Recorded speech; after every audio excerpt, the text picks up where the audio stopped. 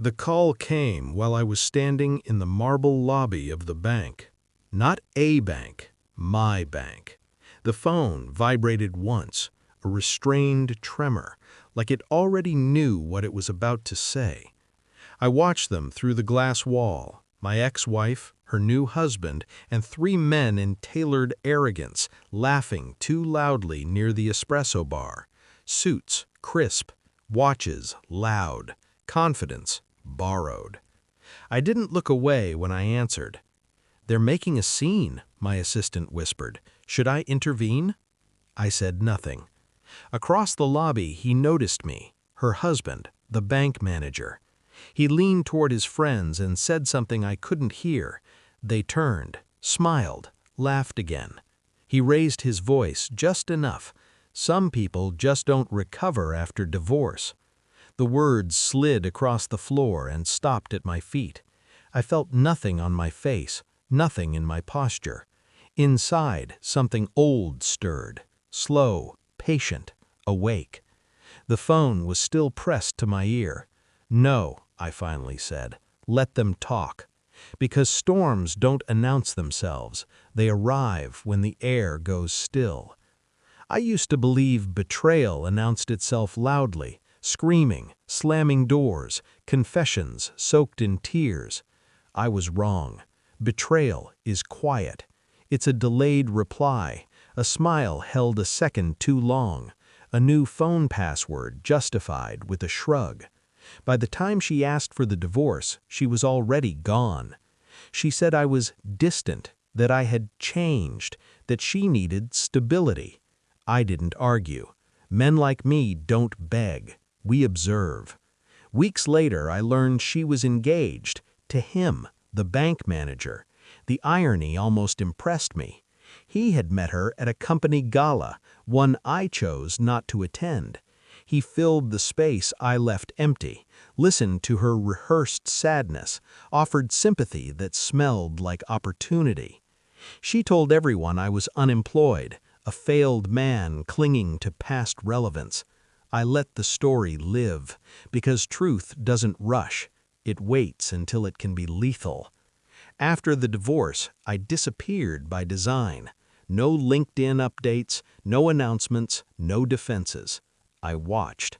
Phone records told me when the affair started, months before she ever said the word divorce. Emails confirmed hotel bookings disguised as conferences. Shared calendars exposed weekends she claimed were spent with her sister. I memorized the pattern. Tuesday nights, Friday lunches, Sunday lies. Outwardly, I was calm.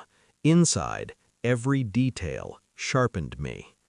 I attended board meetings remotely, signed approvals without my name attached, let the illusion of my absence grow.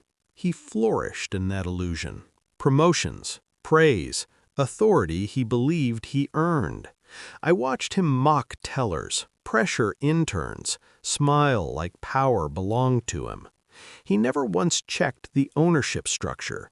Men like him never do.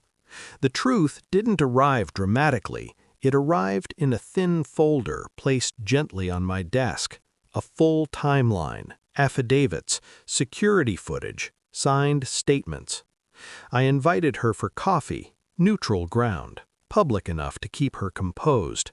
I slid the folder across the table. She didn't open it at first.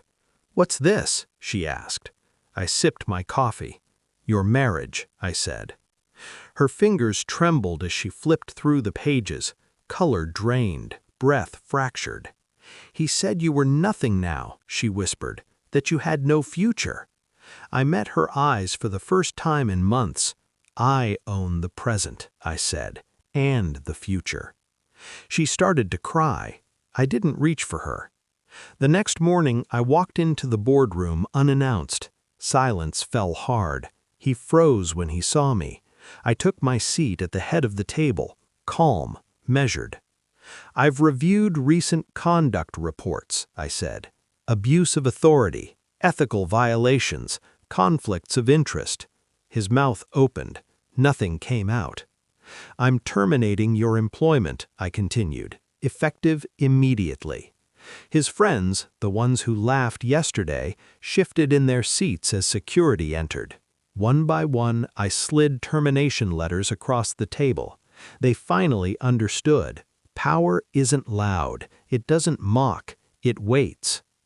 That evening, I stood alone in the lobby again. The glass reflected a man they never truly saw. I didn't feel victorious. I felt finished. Betrayal doesn't break you if you let it teach you. It shows you who deserves access and who never did. I walked out without looking back. Some men lose everything in public. Others reclaim themselves in silence. I was already gone before they knew I had returned.